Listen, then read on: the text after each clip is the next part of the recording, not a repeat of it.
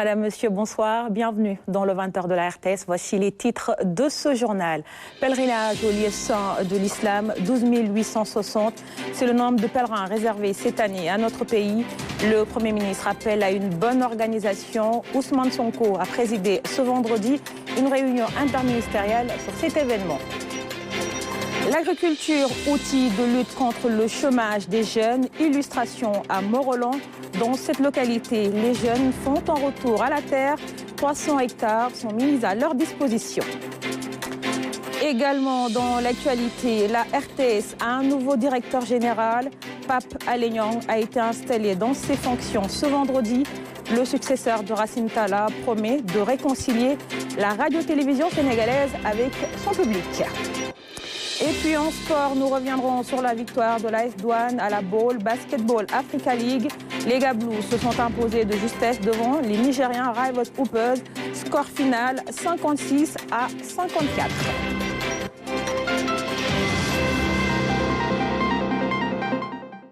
Pèlerinage au lieu saint de l'islam, le gouvernement fait le suivi des engagements.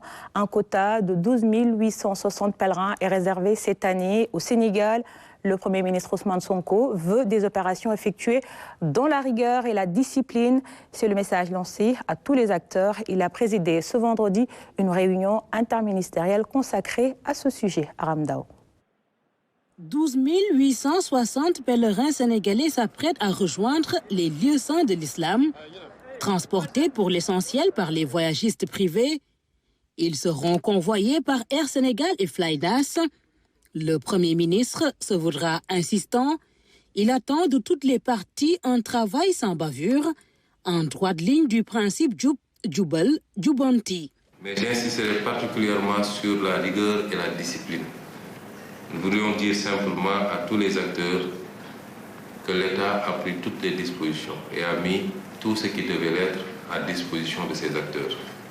Et en retour, il sera intransigeant dans le suivi, l'évaluation, la situation des responsabilités et la sanction positive ou négative qui devra suivre. Nous appelons d'ores et déjà tous les acteurs à faire preuve de rigueur. Les défaillances humaines et négligences constatées dans le passé justifient la fermeté. Les autorités ministérielles sont aussi engagées à apporter toutes les diligences nécessaires. J'engage le ministre chargé du transport aérien à veiller à ce que Air Sénégal et Flynas prennent les dispositions appropriées relativement à l'état satisfaisant et à la disponibilité des aéronefs. Confirme et respecte le calendrier des vols, respecte rigoureusement le plan de transport à l'aller et au retour, fournissent la caution bancaire requise en contrepartie des paiements des prestations effectuées à l'avance.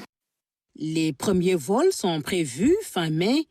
Les directives insistent aussi sur l'hébergement, la restauration et l'encadrement des pèlerins.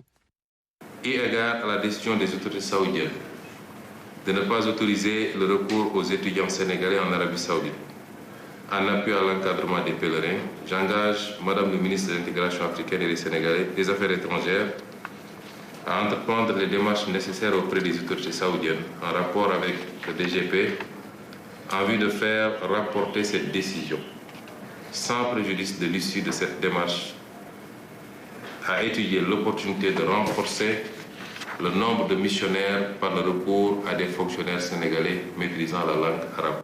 De plus, le Premier ministre demande à travailler sur la réduction du package pour le pèlerinage 2025, à apurer la dette due aux logeurs, à revoir le cahier de charges des voyagistes privés. J'engage le ministre des Affaires étrangères, en rapport avec les ministères du Transport et de la Justice, à procéder à la revue du cahier des charges des voyagistes privés. Mais à titre conservatoire, de veiller à ce qu'aucun voyagiste ne puisse opérer sans justifier de l'agrément IATA. Nous invitons enfin tous les Sénégalais non dépositaires d'une autorisation pour le pèlerinage à s'abstenir d'effectuer le Hajj pour cette année sous peine d'une amende de 10 000 rials décidée par les autorités saoudiennes. Le Hajj est l'affaire de plusieurs ministères, tous convoqués à cette réunion, de la sécurité au transport aérien en passant par la santé ou encore les finances. Ils ont reçu les orientations nécessaires pour un pèlerinage sans faute. Le Sénégal est évalué par l'UEMOA, la 9e revue annuelle des réformes, programmes et politiques communautaires de l'Union économique et monétaire ouest-africaine au Sénégal a s'est tenue ce vendredi. Notre pays a obtenu une bonne note mais peut améliorer son bilan. C'est ce qui ressort des discussions entre le ministre des Finances et le président de la commission de l'organisation ouest-africaine. El Hadj Thierno Dramé pour le compte-rendu. La commission de l'UEMOA et le ministre des Finances et d'autres membres du gouvernement ont procédé à la présentation de la revue annuelle des politiques et programmes du Sénégal en tant qu'État membre. Les échanges ont montré que le Sénégal a fait un bond de 3 points avec une note de 77% sur les objectifs fixés. Satisfaisant, mais peu et doit faire mieux, selon le ministre sénégalais des Finances. Alors cet exercice-là a montré effectivement que le Sénégal a fait un bond assez significatif par rapport à l'année antérieure, un bond de 3 points, que nous nous en félicitons, mais nous considérons qu'il y a des efforts à faire pour franchir le cap des 80%. Et nous nous y engageons. Il y a, je crois, un travail qui a été déjà fait. Mais comme le processus est dynamique, nous attendons de voir un peu ce que sera l'agenda de la prochaine évaluation. Et ce qui est sûr, c'est que le Sénégal sera effectivement au rendez-vous. 131 réformes et près d'une dizaine de projets ont été évalués. Ce sont des domaines qui touchent la gouvernance économique, financière, la santé, l'éducation, entre autres. L'évaluation a été faite entre octobre et novembre 2023, ce qui explique que certains domaines n'ont pas été pris en compte, ce qui a eu un impact sur la note du Sénégal. Le ministre donne rendez-vous pour la prochaine évaluation. Oui, les recommandations ont été effectivement identifiées. Et c'est sur les questions sur lesquelles le Sénégal a encore un peu de marge. Et effectivement, la présence des ministres témoigne un peu de l'engagement de nos autorités. Et effectivement, ces marges-là seront bien prises en charge pour les prochaines étapes. L'UEMOA juge le résultat du Sénégal satisfaisant et anticipe même sur des futurs progrès. Le Sénégal a des efforts à faire, mais est sur la bonne voie. Sur les composantes de la revue, le Sénégal a fait des performances qui sont notables. Mais le plus important, c'est d'avoir constaté que beaucoup de textes, dans le cadre de ces transpositions et applications, ont été pris, mais qui sont sortis avec un léger retard, ce qui a empêché de les intégrer dans l'évaluation que nous avons achevée au mois d'octobre-novembre, comme rappelé par M. le ministre. Ce qui veut dire qu'à la prochaine revue, naturellement, nous aurons des niveaux d'exécution qui seront plus importants. L'UEMOA et le Sénégal se donnent donc rendez-vous dans un an pour une autre évaluation. Le Sénégal espère atteindre, voire dépasser, la barre des 80%. Coopération sénégalo-gambienne. Le ministre gambien du Commerce est en visite à Dakar. La délégation a été reçue par son homologue sénégalais, Serigne Mbaye Diop, et ses hôtes se sont rendus à la zone industrielle de Diamniadio. S'en est suivi une réunion pour faire le point sur les échanges commerciaux entre le Sénégal et la Gambie. Nous y reviendrons. Ce chiffre, 35 milliards de francs CFA pour le projet de navigation sur le fleuve Sénégal. L'organisation pour la mise en valeur du fleuve Sénégal, OMVS, a tenu ce vendredi sa 7e réunion du comité de suivi du dit projet. La rencontre a permis d'examiner la mise en œuvre de la résolution, celle relative à la stratégie de navigation rapide, notamment la mobilisation du financement. Salut Sec pour le compte-rendu. C'est un pas décisif qui vient d'être franchi dans le cadre de la mise en œuvre du projet de navigation sur le fleuve Sénégal. Désormais, les États membres de l'OMVS s'engagent à mobiliser très rapidement le financement de la phase prioritaire du projet sur ressources propres. Les États ont dit qu'on ne va pas attendre des financements qui viennent de l'étranger parce que nous avons beaucoup de bailleurs qui sont intéressés. Mais pour la phase prioritaire, les États ont décidé de mobiliser le financement sur ressources propres de 35 milliards de francs.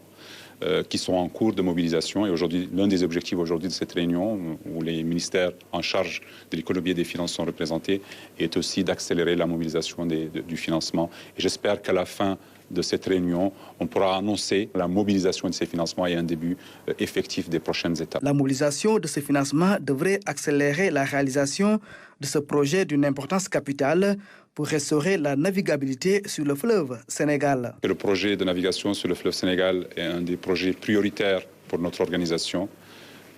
Il va permettre au fleuve d'être navigable, permettant ainsi une véritable intégration des peuples du bassin. Dans ce cadre-là que nous sommes réunis aujourd'hui pour voir les prochaines étapes, pour faire un point d'évaluation et pour ainsi arriver à notre objectif qui est de rendre ce fleuve navigable très prochainement, Inch'Allah. Ce projet constitue le troisième axe du programme d'infrastructure régionale de l'OMVS.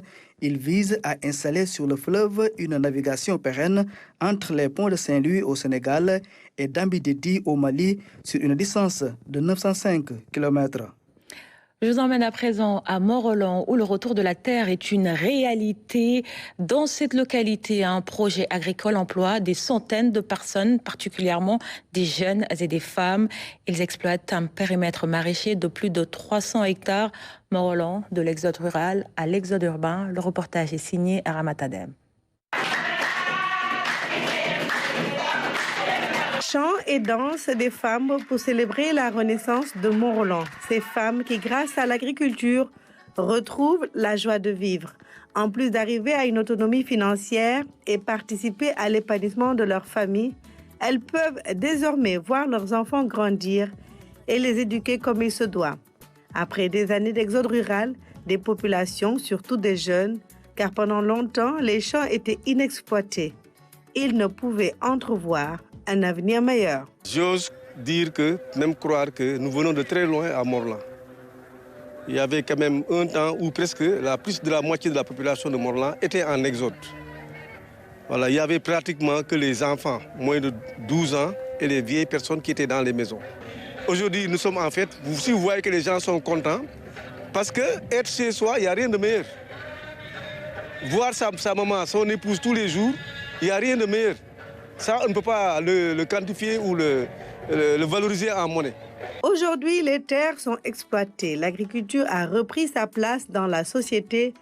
Les jeunes de Mont-Roland et environ y trouvent un réel plaisir à rejoindre leur mère ou tante au champ. J'étudie, mais les samedis, quand je n'ai pas cours, je viens au champ. C'est mieux que de rester à la maison à ne rien faire. Et je peux ainsi alléger les charges de mes parents. Je pense qu'il y a les études, mais aussi le travail est important. Parce que et on a d'autres projets aussi. Comme entrepreneuriat et satisfaire nos besoins parce qu'il y a la tabaski qui approche. Je viens ici pour travailler, pour aider mes parents. À Ndiaye Bop, les nouvelles constructions montrent l'impact de cette agriculture dans la vie économique du village et dans les familles. Ces projets agricoles ont beaucoup impacté la vie ici et dans le bon sens. Avant, les plus grandes maisons avaient 2 pièces. Aujourd'hui, les jeunes aident beaucoup les parents.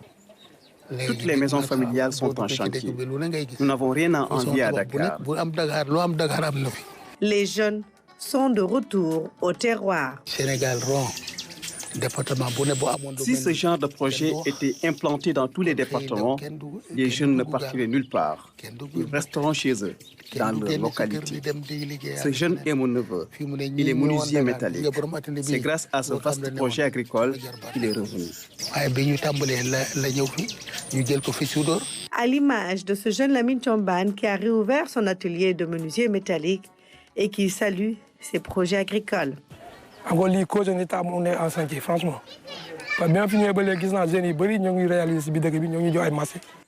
Nous sommes des jeunes de la localité. Ce projet est une bonne chose pour la localité.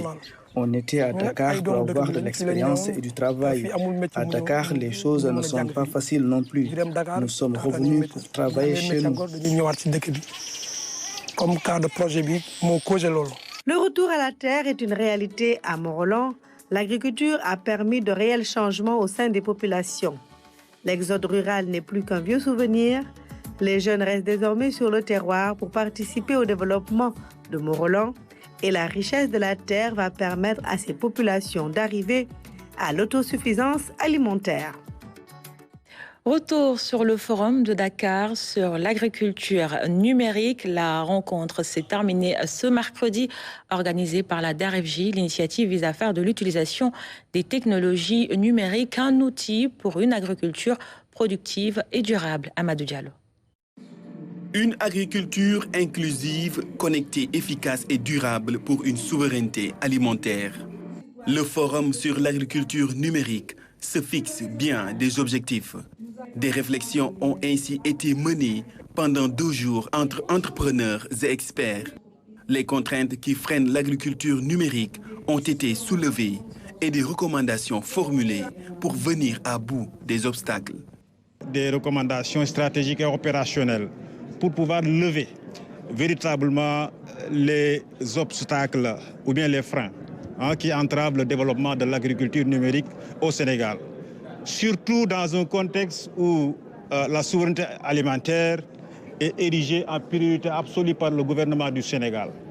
L'action sur la chaîne de valeur agriculture numérique, comprenant l'agriculture, l'élevage et la pêche, fait face à de nombreux défis. On peut noter entre autres les défis liés à l'accès à l'information, les défis liés également à l'accès au marché, les défis liés aux difficultés, aux compétences numériques. Le problème de la connectivité aussi est revenu avec insistance. Les entrepreneurs ont vu leurs capacités renforcées durant ce forum, qui a été ponctué par des moments de partage d'expériences et de bonnes pratiques. Ce que je peux dire en tant que chargée de start-up, c'est que nous avons beaucoup appris et il y a eu beaucoup d'échanges qui nous ont permis de comprendre des choses que nous n'avions pas compris avant ou que nous n'avions pas connaissance.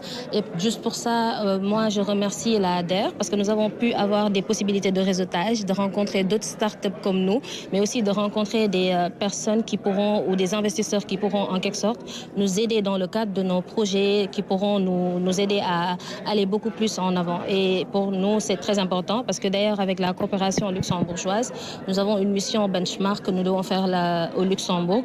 Le forum sur l'agriculture numérique va déboucher sur un document de synthèse que la DER va partager avec les partenaires et décideurs. Il va permettre aux acteurs de disposer d'un capital connaissance ainsi que de données fiables sur l'agriculture numérique. Je vous emmène maintenant à Toubacouta. Nous sommes dans la région de Fatick. Le projet naturel est lancé. C'est pour lutter contre les effets néfastes des changements climatiques. L'initiative veut également renforcer leur résilience. Et elle est exécutée dans le Sine Saloum, mais aussi dans les régions du Sud. Claire Diop. L'ultime objectif visé, l'adaptation au changement climatique accru des femmes et leurs communautés vulnérables des écosystèmes à mangroves, des aires marines protégées des deltas du Saloum et de la Casamance. Le projet Delta est lancé. La stratégie globale d'intervention dévoilée. Toutes les parties prenantes ont pris part à la rencontre. L'état des lieux est fait. Les enjeux et facteurs bloquants évalués. Il est vrai que toutes les études qui ont porté sur l'impact des changements climatiques sur les ressources naturelles, mais également sur les humains, ont montré qu'aujourd'hui, l'une des solutions majeures est de développer des systèmes d'adaptation.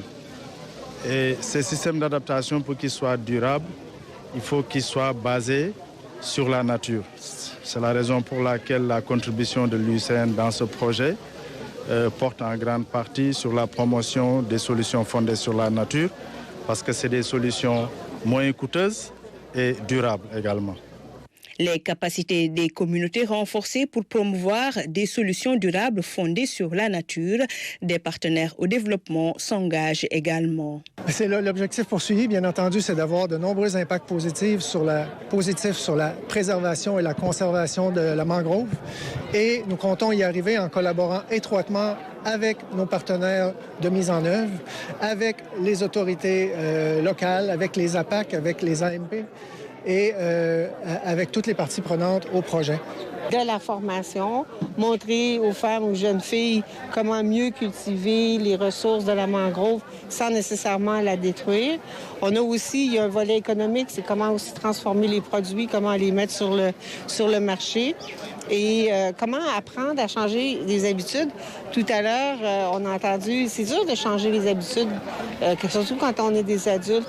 Mais là, c'est important qu'on change nos habitudes. C'est important que les femmes qui sont aux premières loges de chercher du bois pour faire chauffer le souper changent leurs habitudes. On a vu ici avec Nebedaï des façons de faire qui sont tellement innovatrices. Là. Ces bûches-là à base de paille sont probablement une solution. Nature, elle, le projet vient diminuer la pression sur l'environnement tout en développant des chaînes de valeur respectueuses de la nature aussi, répondant aux besoins et intérêts stratégiques des communautés.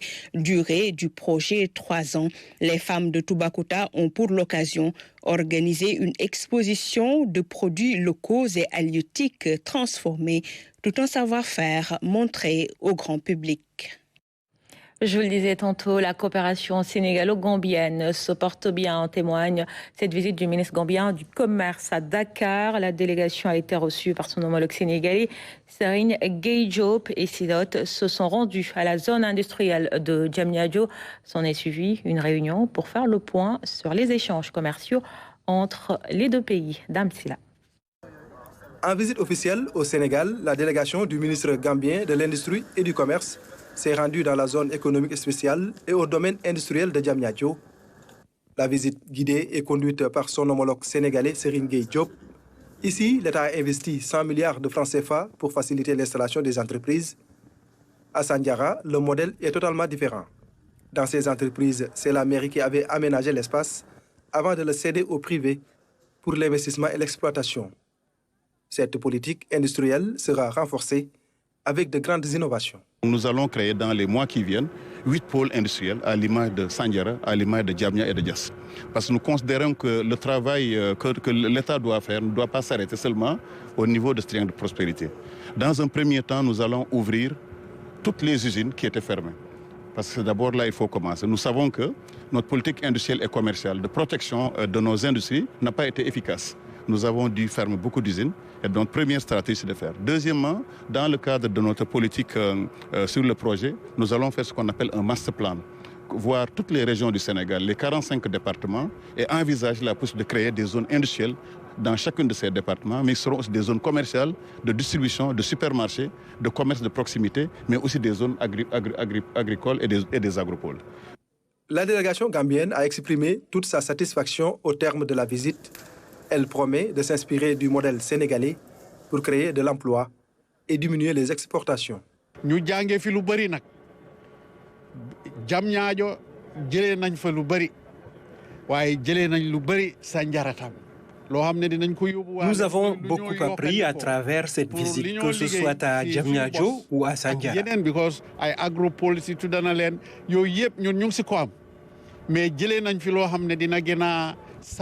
Nous allons nous inspirer de ce modèle une fois de retour en Gambie.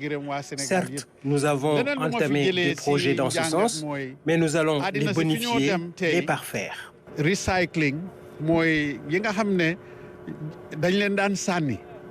tay gis naa njëriñ yi loo xam ne ñun si suñ dëkka kenn soxlu ko foo ko saani sax borom mere la fii ñu ngi gis ñu ngi koo jël di ko jëfandikoo di ko dugalaat si industrie bi muy ici ay liggéey.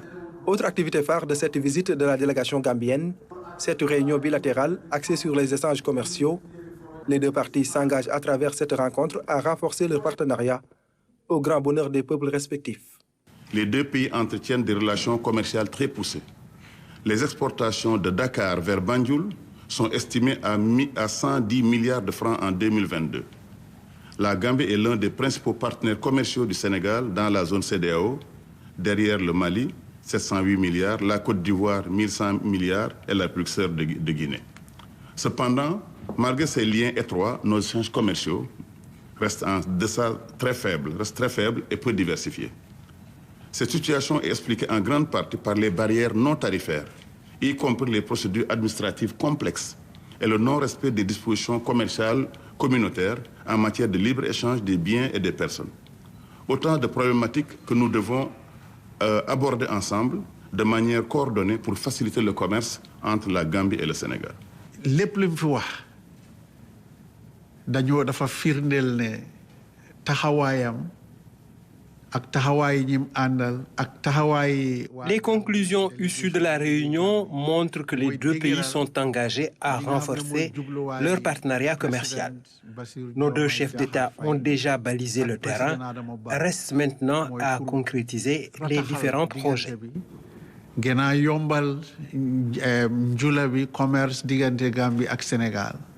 Le Sénégal et la Gambie sont deux pays unis par l'histoire, la géographie et la culture. À travers cette visite officielle, les deux parties ont abordé plusieurs sujets et promettent de renforcer leur coopération au grand bonheur des deux peuples. Je vous le disais dans les titres, Pape Alé Niang, installé dans ses nouvelles fonctions de directeur général de la RTS, il s'y est engagé à servir la nation sénégalaise avec dévouement et intégrité. C'est le sens de son message après le passage de témoin avec son prédécesseur Racine Talla, Mamadou Sakine. Regroupés dans le hall de la RTS au Triangle Sud, les travailleurs se sont fortement mobilisés pour écouter l'adresse du nouveau directeur général. Devant l'assistance, Pape Alé Niang a décliné sa vision du service public. Je m'engage à œuvrer avec toute mon énergie pour faire de la RTS un instrument au service de la vérité, de la transparence et du progrès de notre société.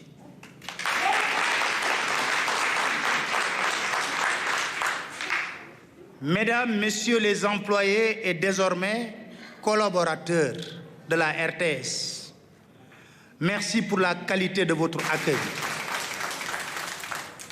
Chers invités, merci pour votre présence sympathique. Je parle de tonton Alassane qui est là. Le successeur de Racine Talla dut mesurer l'ampleur de la mission, une mission qu'il compte remplir avec une démarche inclusive et participative. Nous comptons travailler pour l'intérêt du public, en parfaite connaissance de ce qui nous incombe comme charge professionnelle, tant sur le plan légal que réglementaire. On ne réinvente pas la roue, dit-on très souvent, n'est-ce pas? Mais on peut toujours, je dis on peut toujours, la remettre à la bonne place si nécessaire. Lorsque ces missions sont connues et bien assimilées, que le bilan de la situation de la maison est fait pour savoir sur quelle base partir, sur quel levier appuyer, il restera juste à chacun et chacune d'effectuer le travail comme il sait le faire de son mieux. Avant de décider ici à la RTS, il faut écouter. Il faut écouter. Laisser s'exprimer les sensibilités diverses, favoriser l'esprit de groupe et rester solidaire.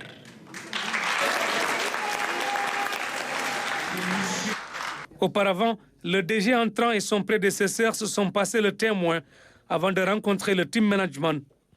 Moment saisi par Racine Talla pour revenir sur les avancées notées sous son magistère. La RTS n'avait que 2 à 3 mamelles. La première, c'était le financement sur le budget, la LFI. La deuxième, c'était la redevance Sénélec. Et la troisième, c'était les recettes commerciales. Et les recettes commerciales, je dois le dire, depuis qu'on est là, on a quand même cherché à les booster au point qu'aujourd'hui, c'est même devenu un argument contre nous. Je pense qu'aussi la tour, comme on l'a dit, c'est vrai, les hommes ont une vie courte, mais ce sont les hommes qui construisent des églises et des mosquées et des tours. Et ce qui se fait également de mieux dans l'audiovisuel aujourd'hui en Afrique, je pense que le Sénégal devrait en être la plaque tournante. Et je pense que c'est ça l'ambition également qu'on avait au moment de mettre en place cette tour. Il part avec le sentiment du devoir accompli.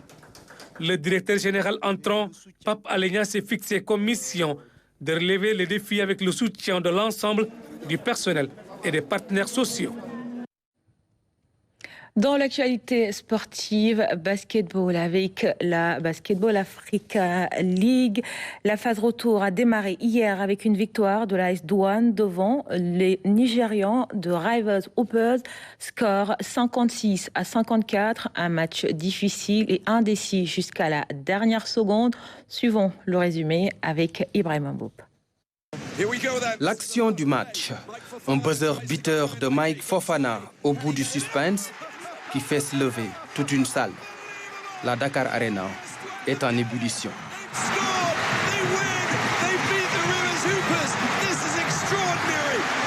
Un shoot victorieux, Mike Fofana est fou de joie. Il est félicité par des coéquipiers tout aussi contents. Une victoire qui cache cependant bien des lacunes. Un match vraiment époustouflant, pas pour les cardiaques en tout cas. Là, je retiens que la victoire, hein, parce que 22 ballons perdus, c'est vraiment pathétique. Manque d'adresse criard, 4 sur 23, à 2 points, 19 sur 46. Il va falloir qu'on progresse malgré la victoire. Dans les 2 premiers cartons, l'AS Douanes tient le match par le bon bout. Adama Diakité, Abdoulaye Harouna et Madout Akek portent les siens et dominent la raquette. L'AS Douanes a une avance de 7 points à la mi-temps. Dans le 3e carton, les Rivers Hoopers profitent des mauvais choix de l'adversaire pour scorer. Perry et compagnie inversent la tendance et devancent les douaniers d'1 point. Le dernier carton est très serré. Harouna et Akek redonnent de l'espoir aux supporters.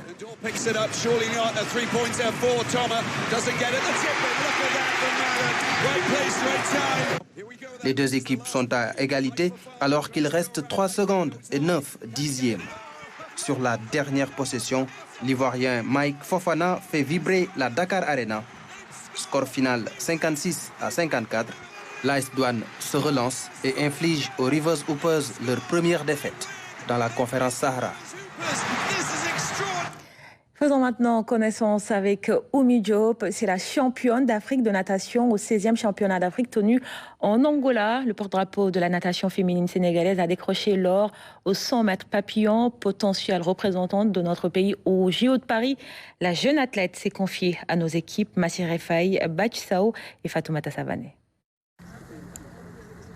À 20 ans, comme toutes les filles de son âge, elle aime papoter avec ses amis d'enfance. Oumi Diop, nageuse professionnelle, est la toute nouvelle championne d'Afrique de natation. Si je suis au Sénégal, je passe ma vie avec ma famille, mes amis, parce que tous les étés je viens ici et mes copines je les connais depuis la naissance carrément. On a toujours été ensemble, on habite en face, HLM et tout. Franchement, tout le monde, c'est une ambiance conviviale. Très très familiale et je les remercie tous, ceux qui sont à Westfort aussi, à Gueule-Tapée aussi. Franchement, je sais pas qu'est-ce que je ferais sans eux, donc je les remercie du fond du cœur. Après de belles performances lors des championnats d'Afrique de natation à Luanda, en Angola, la jeune athlète médaillée d'or a été également primée en argent et en bronze. J'ai été plutôt surprise, je ne m'attendais pas à nager aussi bien, mais je pense que maintenant tout le travail que j'ai fait avec mes coachs aux États-Unis commence à payer et je le ressens dans l'eau, donc c'est avec une immense fierté que je reviens avec ces 4 médailles. Oumi Diop a commencé la natation dès l'âge de 5 ans. Avec l'accompagnement de ses parents, la jeune fille exprime son talent et compte bien en faire profiter sa nation. À court terme, ça serait ma participation potentielle aux Jeux de Paris qui vont se passer dans quelques mois. Et puis dans le long terme, je pourrais dire pourquoi pas les prochains Jeux Olympiques, ceux qui auront lieu à Los Angeles en 2028, Inch'Allah.